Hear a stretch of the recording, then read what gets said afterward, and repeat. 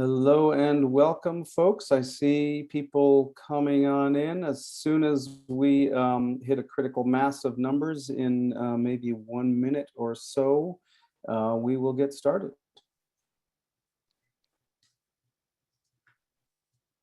Looks like we've got 92 people. Your numbers are cranking up. For those of you who have joined, we are also live on Facebook and we are recording.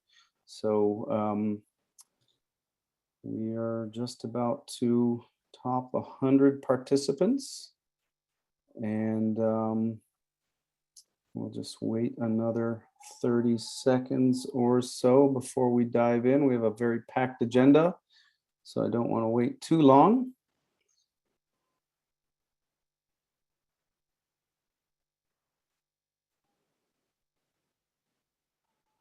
Give it just another little while here.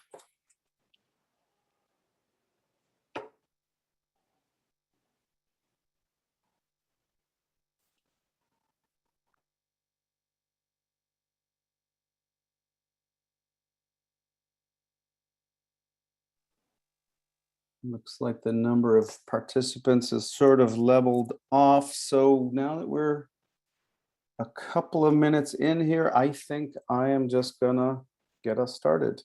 So hello and welcome, everyone. My name is Jeff Conant. I'm the International Forest Program Director with Friends of the Earth, and this is Palm Oil and Pulp Fiction, calling out Procter & Gamble's greenwashing.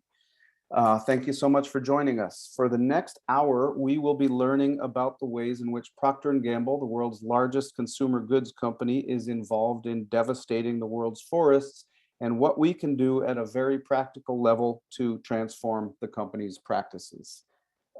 If you can move us to the next slide, please. Before we dive in, just a little bit of housekeeping. This is being recorded, and a recording will be sent to everybody who registered. There's a lot to cover in the next hour, so we'll be speaking fast, and I'm afraid we won't have time at the end for questions and answers. So please use the Q&A function at the bottom to ask questions, and we'll do our best to respond in real time. And please use the chat function to send comments and to tell us how we're doing and to keep engaged. And to get started, if everybody, as you're joining, if you would please put a greeting in the chat so we know who's here, maybe just your name, where you're calling from, and anything else you care to share. And I see folks are already doing that. So that's great, much appreciated. The plan for the next hour is up on the screen. We will give a very brief high-level overview of the issues at stake, and then we'll hear from folks coming to us from directly impacted communities in the forests of Canada and Indonesia. And then we'll be guided through some collective actions, which we will do right here and right now online.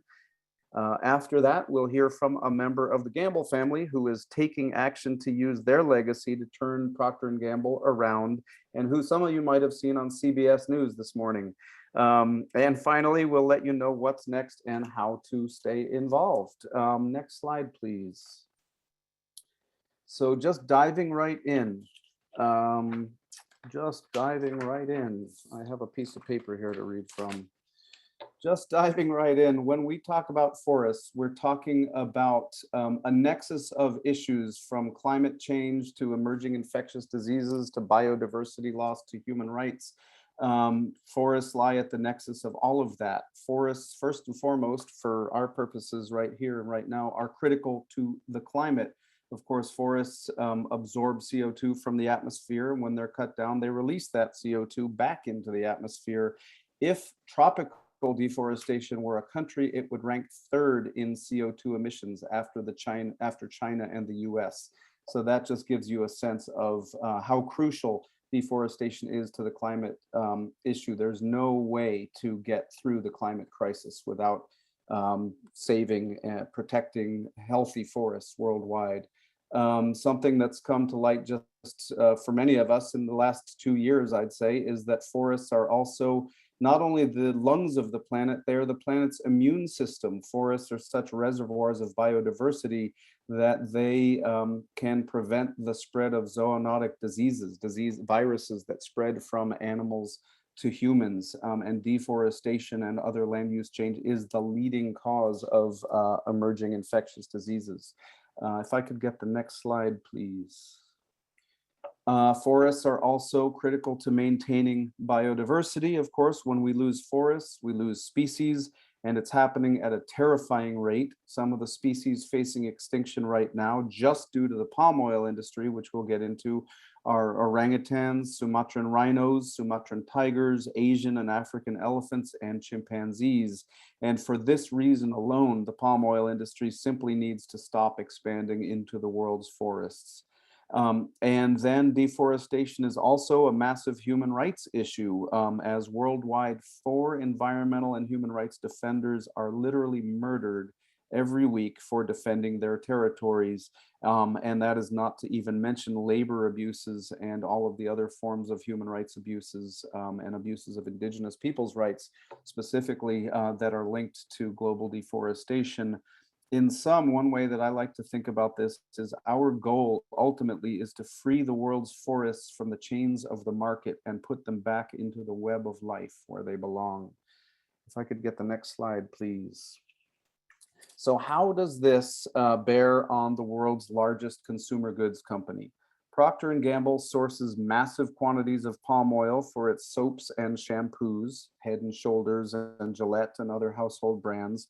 And P&G sources massive quantities of wood pulp from the Canadian boreal forest for its paper products for one-time use. In a few moments, Shelley Vineyard from NRDC will talk about paper pulp from Canada. Next slide, please. But for now, I'm going to just give the briefest overview of the palm oil problem. This is a map of Indonesia, where the majority of the world's palm oil comes from. The light colored areas are palm oil plantations, all sited where just years or decades ago you had primary tropical rainforest. Over the last 20 years, Borneo, the big island in the middle, Kalimantan, also known as, lost an area of forest equivalent to the size of Massachusetts. If the pace continues, 20 more years, we'll virtually see the rainforests of Sumatra and Borneo and Indonesia gone. So this is a critical problem that simply needs to be halted. And of course, Indonesia is just one of many countries where palm oil is ripe. It just happens to be the biggest and one that we're focused on with P&G, who sources a lot of palm oil from there. Next slide, please. Procter & Gamble doesn't, of course, grow its own palm oil. It sources palm oil from dozens or hundreds of companies. And because of the way it does this, the company has virtually no idea of what these companies are doing. This is how it comes to be that Procter & Gamble is buying palm oil from companies that you see listed here, like Golden Agri Resources, which is alleged to have over 200,000 acres of illegally permitted plantations inside Indonesia's protected forest zone, and which recently had 3 top executives convicted of bribing officials to cover up environmental pollution. P&G also sources palm oil from Sime Darby and Felda Global Ventures, both of which are right now having their palm oil imports to the US seized by Customs and Border Protection because of their links to forced labor. A little later on, we're going to hear from our Indonesian friends about another company that Procter & Gamble sources palm oil from, called Royal Golden Eagle, and how that company is the subject of huge protests because of its widespread abuses. And I could go on, but rather than do that, I will hand it over to Shelley Vineyard from NRDC. Take it, Shelley. Hi, everyone. My name is Shelley Vineyard. I am the Boreal Corporate Campaign Manager for the Natural Resources Defense Council. Go to the next slide, please. So Jeff outlined P&G's issues with tropical deforestation. P&G also has a huge problem area with its tissue operations. P&G sources from Canada's boreal forest. And just to tell you a little bit more about the forest and why it's important, Canada's boreal forest is the largest remaining intact forest on the planet. It is home for more than 600 Indigenous communities, one of whom you'll hear from later tonight. And it provides habitat for threatened species like the boreal caribou. The boreal is also incredibly important for fighting the climate crisis. It stores more carbon acre for acre than any other terrestrial ecosystem on the planet. And there is no addressing the climate crisis without keeping the boreal forest intact. But the boreal is in trouble, thanks in part to how P&G makes its toilet paper and tissue products. Every year, 1 million acres of boreal forest are clear cut. And Canada actually has the third highest rate of intact forest loss on the planet, just behind Russia and Brazil. P&G is one of the largest purchasers of boreal pulp for tissue in the world and makes Charmin, Bounty, and Puffs, all from virgin forest fiber, including large volumes from Canada's boreal forest. And honestly, it's just absurd that a product that is used for seconds and flushed down the toilet is fueling the destruction of one of the most climate critical forests on the planet. You can go to the next slide. So that's why last year, 67% of voting shareholders in P&G voted for a shareholder proposal that called on the company to figure out how it should eliminate deforestation and intact forest degradation and associated human rights issues from its supply chain. This was a watershed moment and was completely unprecedented. It was the first time that any proposal like this related to forest loss passed in any corporation's history. And it garnered the support of the 3 largest asset managers in the world, BlackRock, Vanguard, and State Street. But P&G still hasn't done enough. You can go to the next slide. P&G continues to make misleading claims about its third-party certification systems and how effective they are for managing sustainability of its supply chains. It continues to source from primary forests. It continues to source from threatened species habitat. It has ongoing human rights issues, which you'll hear directly about from frontline communities, and the company is failing to protect and respect Indigenous rights. Go to the next slide. So that's why we are calling for P&G shareholders to oppose the re-election of Angela Brawley to P&G's board. She's a poster child for who should not be leading a board's corporate responsibility. She's been on P&G's board for 12 years and has led their governance and public responsibility committee for the last 5 years. During this time, P&G has faced and failed to address multiple human rights and environmental crises. And if that weren't enough, she also sits on the board of ExxonMobil, which everyone is very familiar with as one of the largest fossil fuel companies on the planet. And in fact, she sat on the board for 5 years, and from 2019 to 2021, or earlier this year, she led their public issues committee. And in that role, in essence, sanctions the company's climate denial tactics. Her approach to managing climate risk is so bad that in 2020, BlackRock even opposed her re-election to ExxonMobil's board, in part because of her failure to mitigate climate risk at the company. So it's pretty clear that P&G needs to lead in fixing its forest and human rights problems. And that's why we're saying that Angela Brawley has to go from P&G's board. She's the wrong person for the job.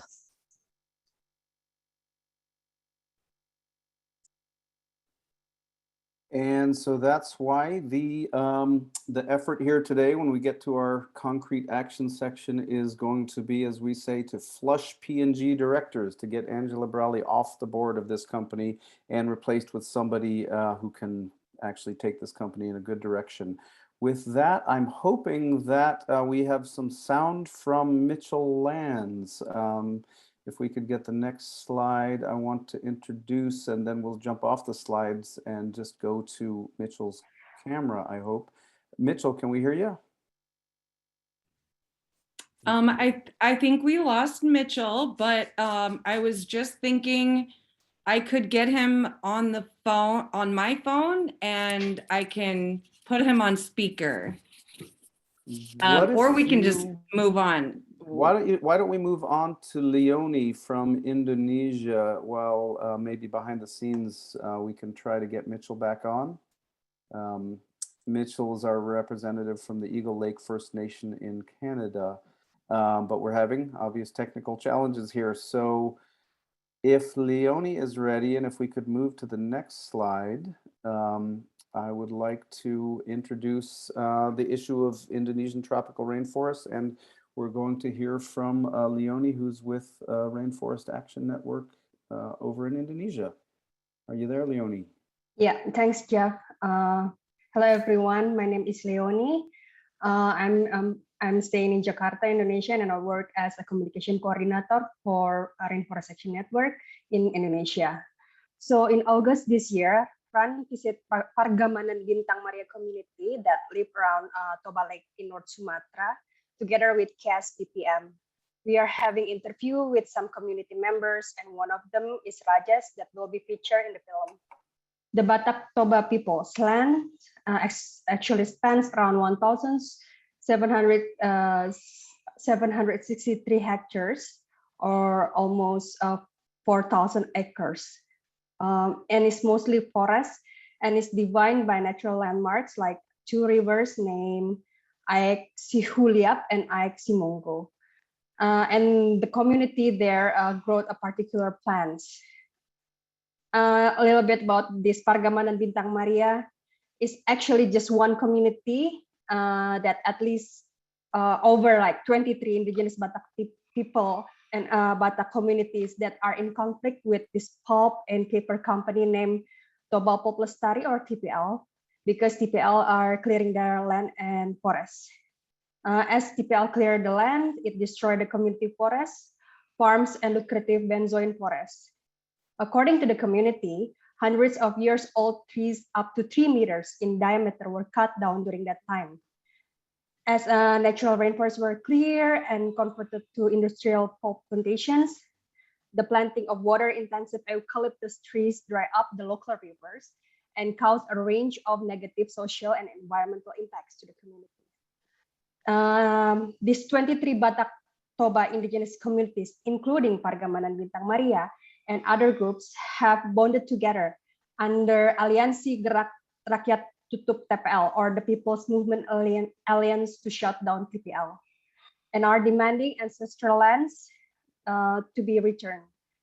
Their movement was successfully in shutting down Indorayon back in 1999, but the company returned with the new name, PTTPL, or Toba Pulp Lestari. They are appealing to the government to shut it down once and all for all.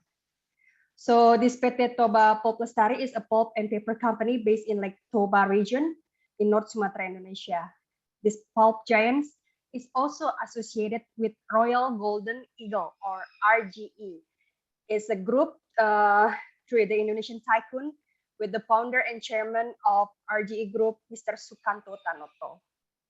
RGE is one of 10 agribusiness names in Ran's report Keep Forest Standing that exposed the biggest companies and banks responsible for rights violation and deforestation. I hope that Rocky from KSTPM already joined with us and can explain a little bit more about the community history in fighting TPL. Maybe we can, also for a background information, RGE running palm oil business apical as well that supply to PNG. So it's under RGE responsible that the palm oil supply to RGE to PNG. Okay, maybe if you can share the video around like 3 minutes so we can hear what Raja say about his forest.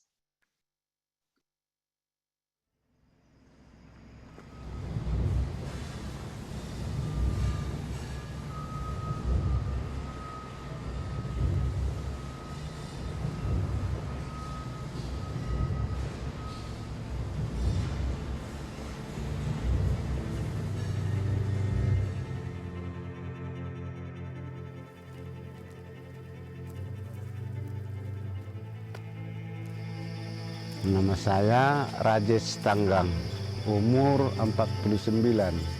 Jabatan di komunitas, kalau orang Batak bilang, Raja Huta, pengambil keputusan.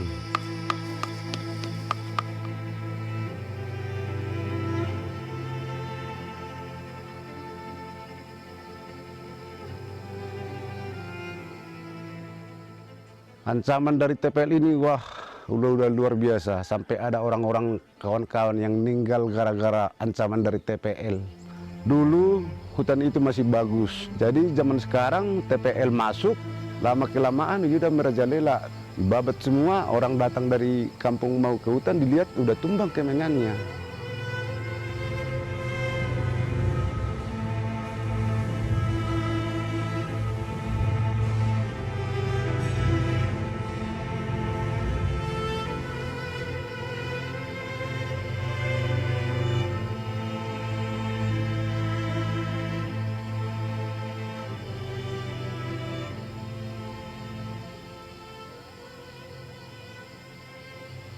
Tuntutan kami ke TPL, udahlah kalau di wilayah adat kami nggak usahlah dimasukin. Udahlah kalau ada pun yang kasih tanahnya ya di sana lah itu. Kami sampai kapanpun tanah adat kami akan kelola dengan baik sesuai dengan leluhur kami. Lebih tahu kami pengelolanya hutan kami.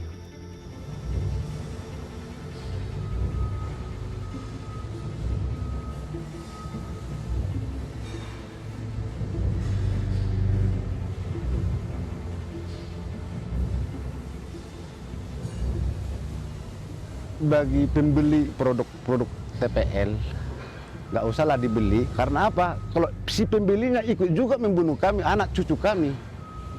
Bagi pemodal, lihatlah modal untuk apa kalau sama perusahaan, nggak usahlah yang hancurin hidup orang.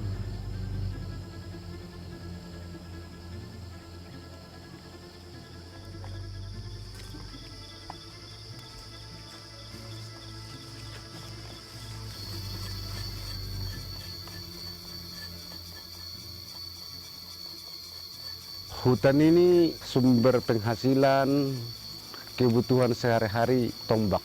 Kami rasa hutan itu diri kami sendiri. Karena dari kecil sampai sekarang kami selalu beradaptasi dengan hutan.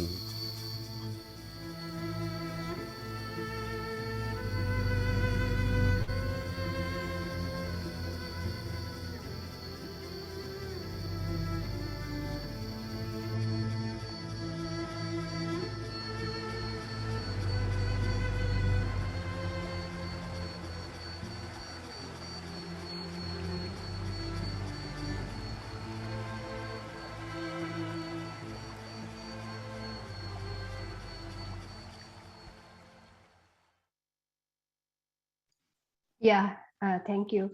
So there, together with us, we have Bang Rocky Pasaribu as a coordinator of KSPPM or Kelompok Studi dan Pengembangan Prakarsa Masyarakat. Bang Rocky based in Parapat, North Sumatra. So KSPPM is an institution that provides legal education to the community and assisting community to fight for policies that are pro people's rights, respecting human rights, especially rights to customary lands. Founded in 1984, KSPPM carries out study and research work, community organizing, popular education, and advocacy to assist marginalized people in Tapanuli, North Sumatra, Indonesia.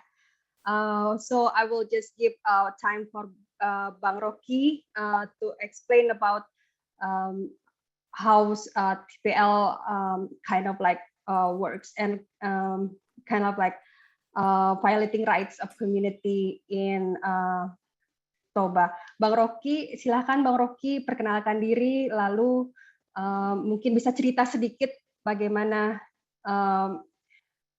kasus TPL ini sudah lama dan bagaimana masyarakat di sana mengalami segala macam kekerasan dari TPL. Silakan Bang Rocky. Terima kasih Mbak Leoni. Selamat pagi Bapak Ibu semua. Perkenalkan, saya Rocky Pasaribu, koordinator dari KSPPM, NGO lokal di Sumatera Utara, di Tapanuli, yang sudah berusia 37 tahun mendampingi masyarakat adat yang berjuang untuk melindungi dan mempertahankan tanah adatnya. Nah, salah satu yang kami dampingi adalah seperti yang tampil di film tadi, komunitas pergamanan Bintang Maria. Sejak tahun 1992, hutan adat mereka sudah diklaim PT TPL sebagai wilayah konsesi. Hampir bersamaan dengan semua hutan adat yang ada di sekitaran Danau Toba. Nah, penyebabnya adalah pada saat itu negara tanpa sepengetahuan masyarakat memberikan izin kepada TPL. Dan seharusnya sebenarnya setelah izin ini diberikan, harusnya TPL pada saat itu harus melakukan yang namanya dalam perundang-undangan Indonesia berita acara tata batas. Tapi pada fakta yang terjadi pada tahun 1992, proses berita acara tata batas itu tidak terjadi. Sehingga ketika TPL mendapatkan izin, mereka langsung melakukan penebangan pohon-pohon milik masyarakat, termasuk kemenyan seperti yang kita lihat tadi di film, pohon alam, pohon-pohon terbaik yang ada di Sumatera Utara. Nah, akibat langsung yang dirasakan masyarakat terhadap penebangan hutan mereka tentu sangat berdampak pada ekonomi.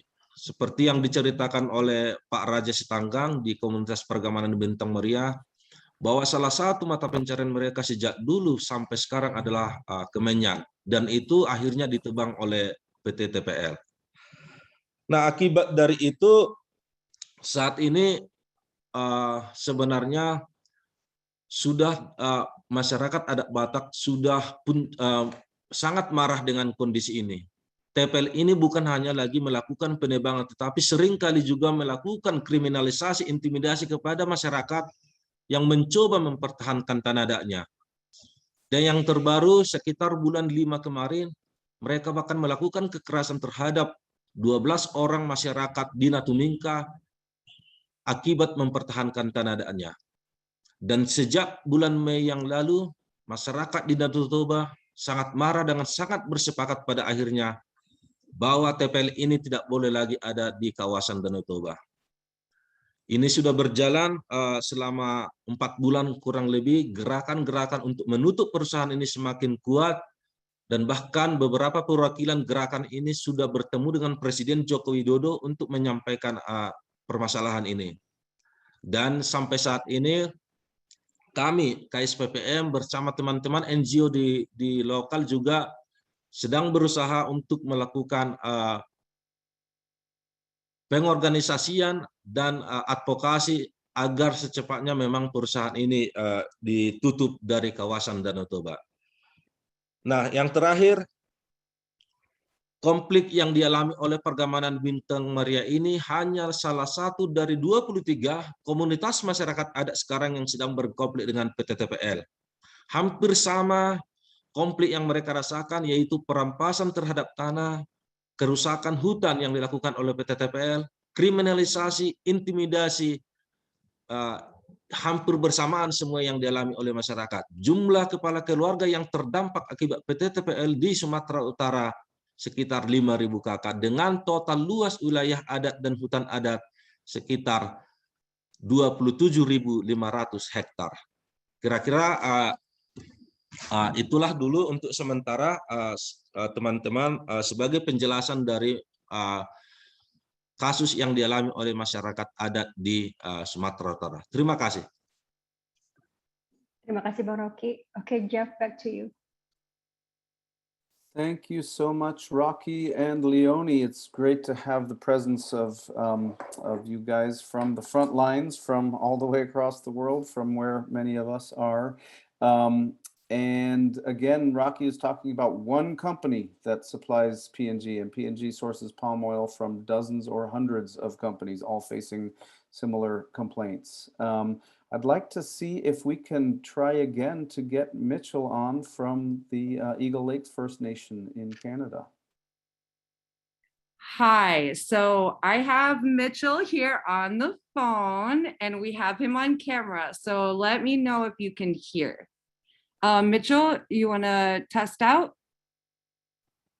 Hi, my name is Mitchell I'm wondering if you can hear me. We good? Yeah, we hear you.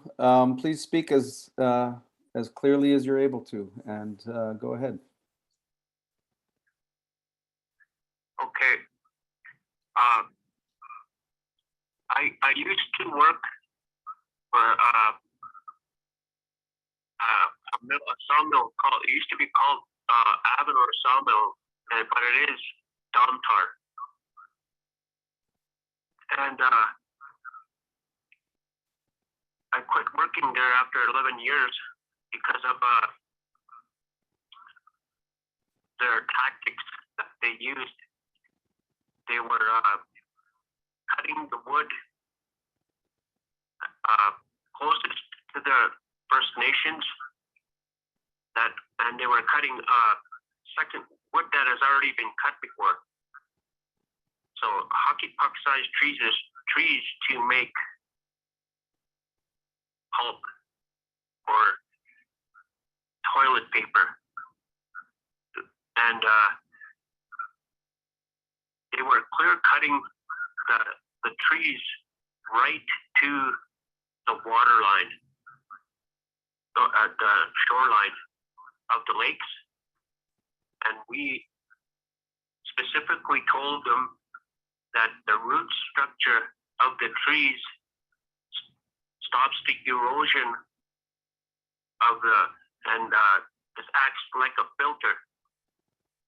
And that did not mean nothing to them. All they wanted was production, progress. And when they continued to do so, they even they controlled the water dams in the surrounding areas, and they stopped the water. They closed the dam so the water levels would rise.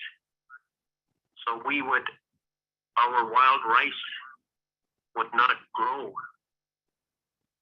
because the water levels were too high. And the reason being, they said they needed to have that source of power on hand in case there was a shortage of electricity in the bigger cities where the suits sit in their high-rise offices in Toronto or be wherever. They didn't understand that they were killing a staple of the First Nations food for the past 50 years. And more importantly,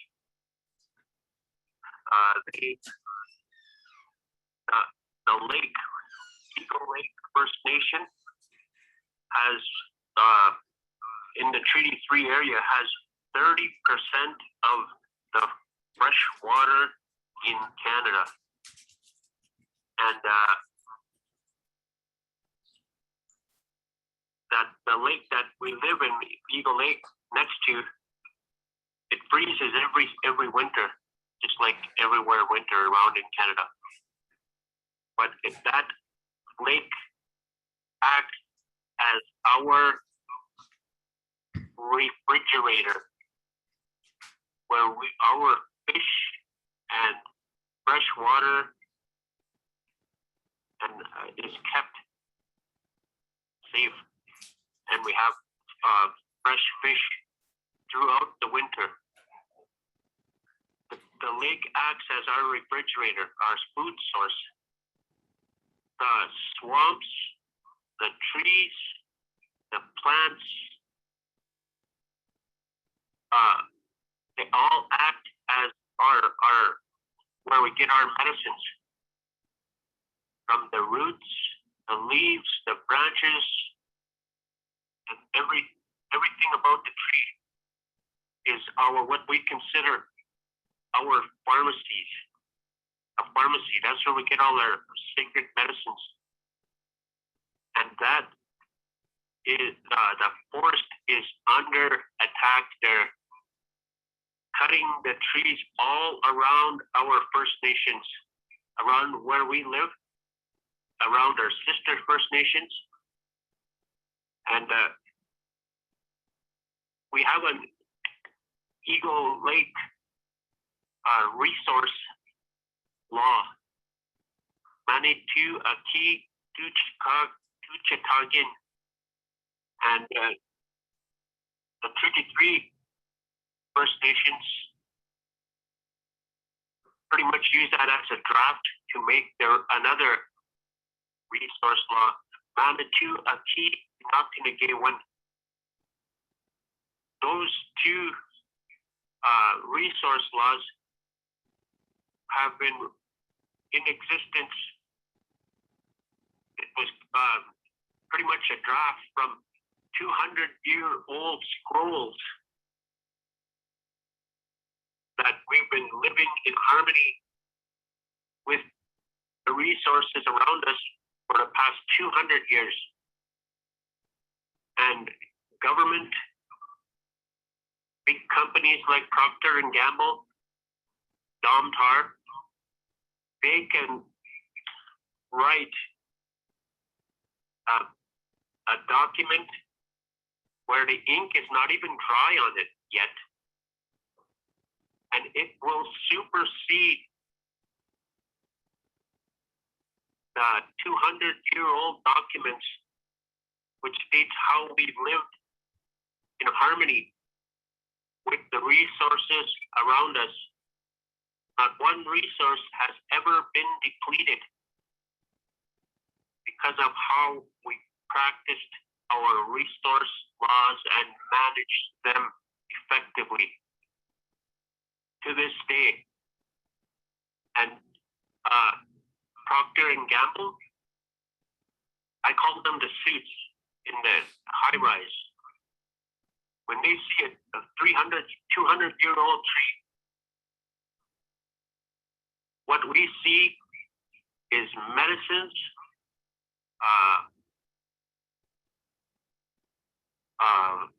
and homes for animals, and they're a lot more than that. But what Procter and Gamble sees when they see a 200-year-old tree is probably 1,000 rolls of toilet paper. And that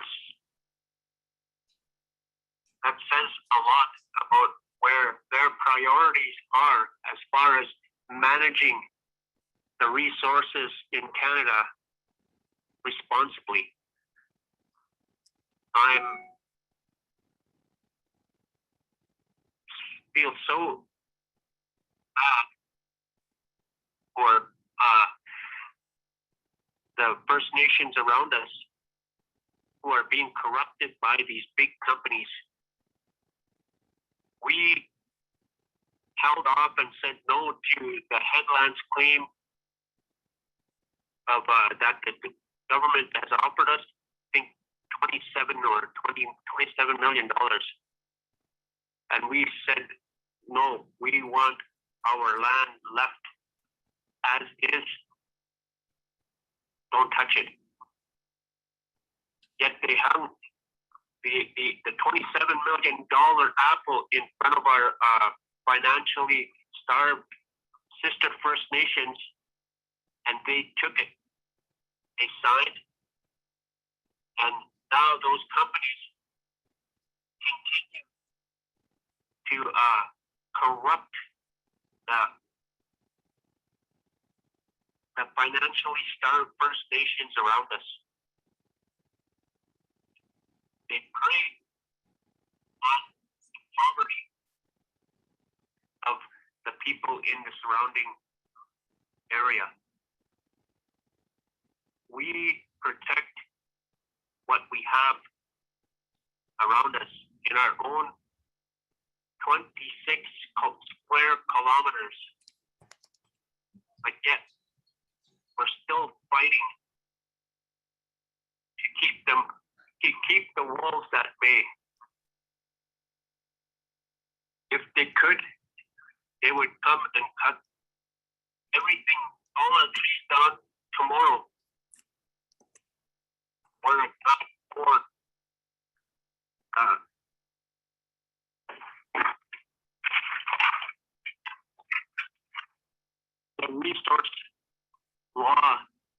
I show and have in front of you. It's the only thing that's keeping them from coming and depleting every resource that we have on our First Nation. We're constantly under attack from these companies who want nothing but to deplete our resources that we have in front of us, yet call that progress. If that's progress, where we have nothing left for the future generations, my elders told me they can keep progress as long as we continue on. And although ironically, this document is written on the paper that they want more of, we'll keep it. I'm told by my elders not to share this with those big companies because they will punch holes in it to seek loopholes in order to find a way.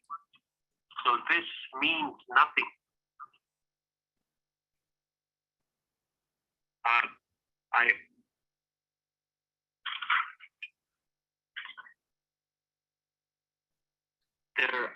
How they use what they call informed consent is nothing but, it's like the days when they used alcohol to manipulate First Nation people to rob them of everything that they have and will have. I honestly do not have nothing really that much good to say about Procter and Gamble or Domtar. And my elders hear me and echo what I'm saying. They're Mitchell. the ones that have told me what to say. Yes. Oh, hi. I think we are a little bit over time. I just wanted to say thank you so much. Thank you so much for coming on with us. I'm going to go ahead and pass it back over to Jeff. All right. Yeah, thank you, Mitchell, for joining us and for sharing that painful testimony that your people are under attack by Procter and Gamble. And that's why we're all together in trying to fight this monster. And we're with you. And that's going to lead us into the action that we're going to take now. We've identified one of Procter and Gamble's key directors who has had the responsibility to deal with this sort of problem, to turn that company around. And we are going to get together and we're going to get her out of there. And that's going to send a very strong signal to this company that they can't do that anymore. And after that, we're going to hear from the Gamble family directly. So thank you for your work and for your prayers and for your struggle. And with that, let me pass it on to Angela to bring us into the action component of our webinar. And as we hand it over, we may go over time here, folks. So I hope that folks can plan to stay on a little bit beyond the next hour. But let's hear from Angie. Thanks so much, Jeff. Could we get the slides back? Oh, there you go. And let's click on that link and open that up if you're able to. Hi, everyone. Yeah, my name is Angela. I am a senior digital campaigner. I work on the BlackRock's Big Problem campaign. We focus on pressuring BlackRock to do better on climate. BlackRock is a big investor in a lot of these companies, just like P&G. So this action today is, we're going to do two actions together. The first one is quick and easy. It's an email action. So I'll go ahead and drop the link in the chat here to everyone. So you can go ahead and go to our website and take that action. Oh, thanks, Roberta. Looks like she dropped it in as well. This is an action that, again, targets leadership of BlackRock, Vanguard, and State Street. Those are all three asset manager companies who have a fair amount of voting power at Procter Gamble at this annual general meeting that's coming up next month. So we have identified targets at these companies who have actual decision-making power over this type of decision.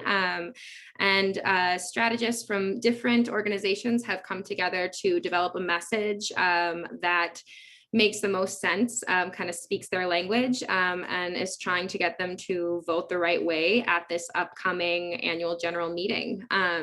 So you can go ahead and send your message using the link that we dropped in the chat. You can see at the bottom of the page. It's fairly easy. All you have to do is put in your name and email address. Your email address is required because that's who the message will come from. But you can uncheck a box if you don't want to receive follow-up communications from us. And then, yeah, go ahead and send your message. And when you're done, if you could let us know in the chat that you've completed it, and we'll give folks about 30 seconds to a minute or so to complete this email action before we move on to the next one. And you can actually see, if you refresh the page, you can see everyone's emails going through, and you can see that goal meter going up. So looks like we are already up to, I just refreshed on my end, 6579. Yep, going up by some good numbers here. So thank you so much. And remember that you can also share this action out with friends and family. It looks like it took all of you like 30 seconds or so. It would be the same for anyone else you share it with.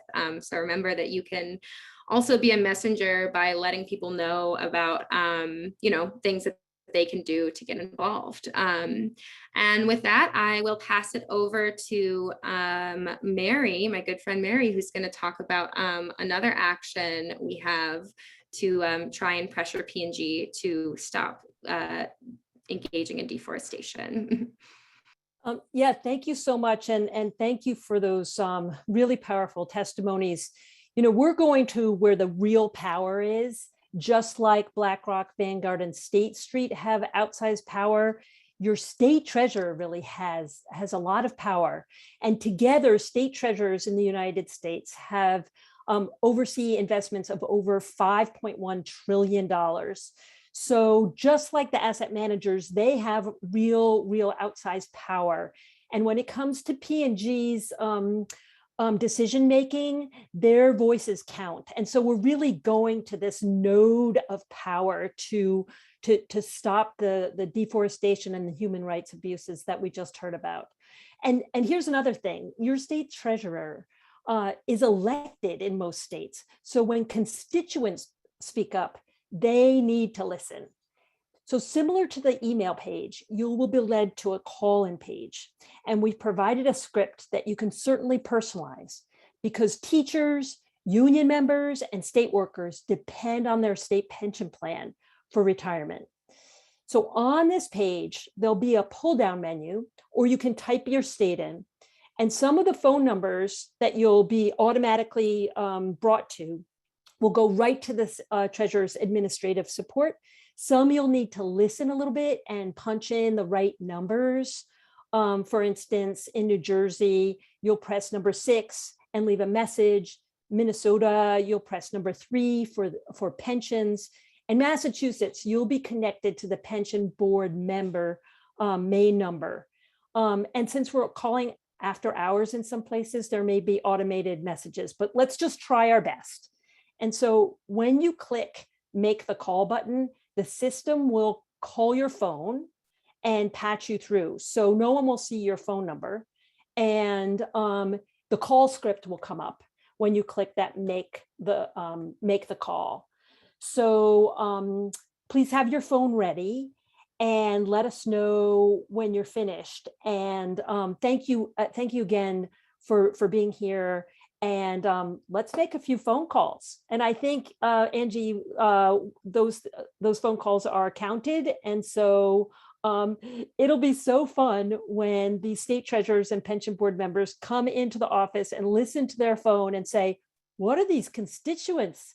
They know all this and they care. And so we better do something about it too. Check.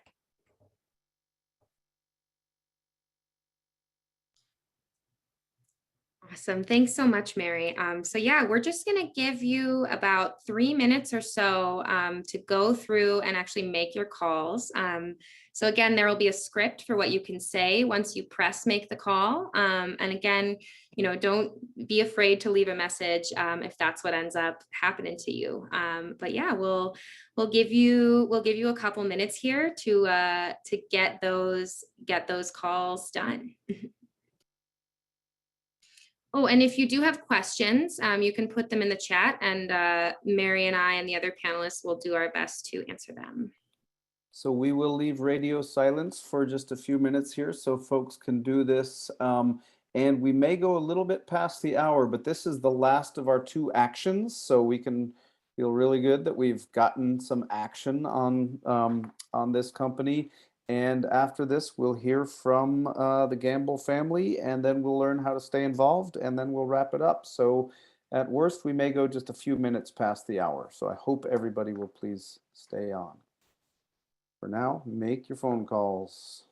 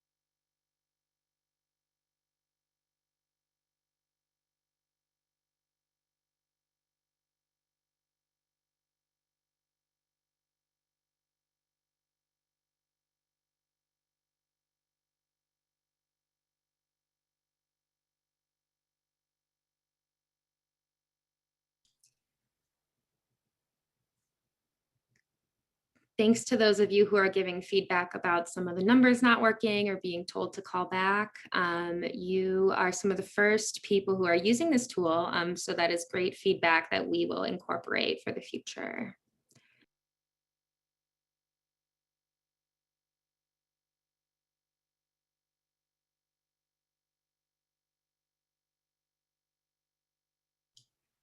And we'll give folks about another minute to finish up your calls.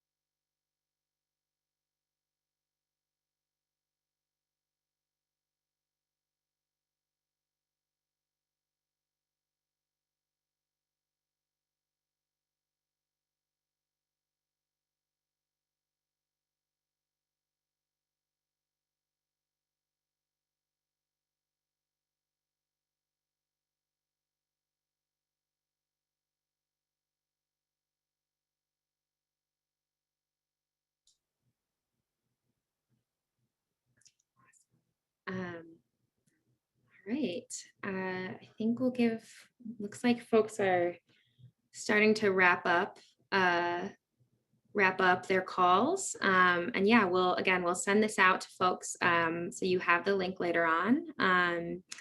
And apologies to those of you who ran into some technical issues with this, but please know that we will troubleshoot that. And with that, I think it's back to you, Jeff.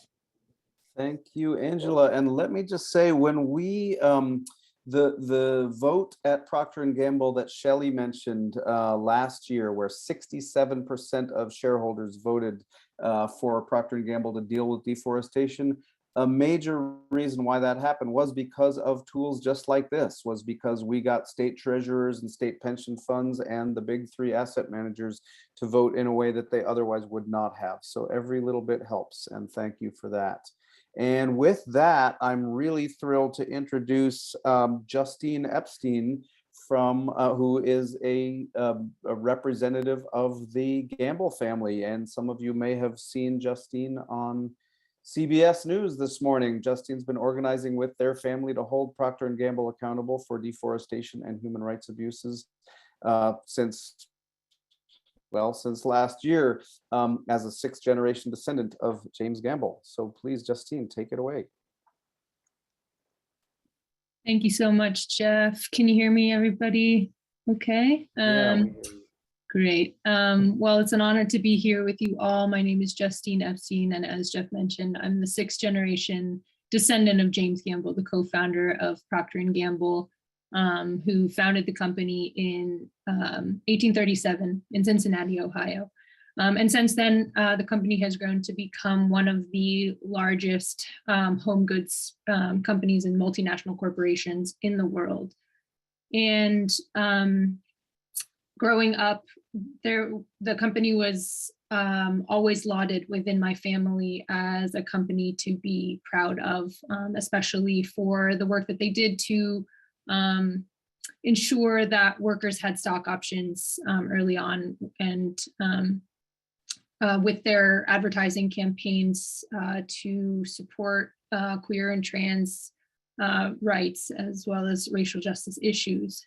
However, it was significantly disappointing to learn last summer when I started to see Procter & Gamble's products on boycott lists that they were contributing to, through their supply chain, major environmental and human rights abuses. And it was clear to me as a young person growing up in the age of climate collapse that it is essential that we do everything in our power to shift the tide. And I recognize that from my position as the descendant of the company, and also as somebody who, actually profits from this harm. It is my role and my responsibility to say something, and also to organize my fellow family members to participate in movements that are calling for accountability, for justice. And so myself, along with my brother, who was also in the CBS piece this morning, co-wrote a letter with some of our cousins to David Taylor and the board of directors last year, in speaking out in support of the shareholder resolution, and also just demanding that the company do better on these issues, to really listen to folks most impacted on the ground. I want to really give my gratitude to Rocky, to Leonie, and to Mitchell today for expressing so articulately the harms that are being enacted by suppliers of Procter & Gamble. This is absolutely unacceptable, and we need to all come together, especially family members, with the leverage of the power that we have in our voices, to speak out against those harms and injustices. So we sent that letter. We had 96 members of both Procter & Gamble descendants sign on with us. My grandmother, in her 90s, all the way to teens. And we are continuing to organize. We're continuing to lift our voices. And we feel very strongly that Procter & Gamble has a huge influence and capacity to shift the industry if they are willing to take these issues to the next level.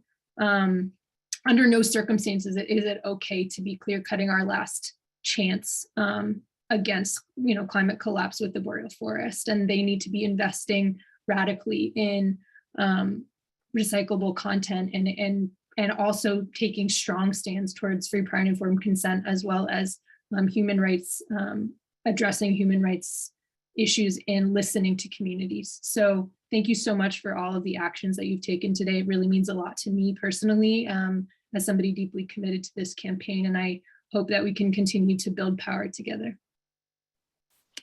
Thank you so much, Justine.